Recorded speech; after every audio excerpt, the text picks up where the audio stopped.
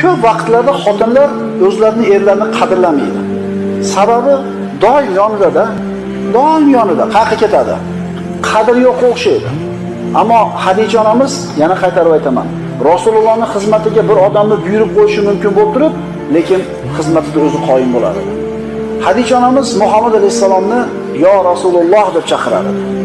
Endi ayollar bor, erlarni nima deb chaqirishini o'zlari biladi. Yana ayrim ayollar bor.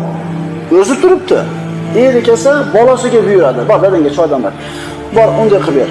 Bor, kiyimini olib qo'y. O'zi turibdi. O'zi xizmatini qilsa bo'ladi. Ammo nima deydi? Nima qilib qo'yganman deydi? Tug'ib qo'yganman deydi. Katta qilib qo'yganman deydi. Ayol kishi yoshi qancha bo'lishidan qat'iy nazar o'zini kuyovining xizmatini qilishligi ayol kishining vazifasi va bu narsa ayol kishini qadrini oshiradi.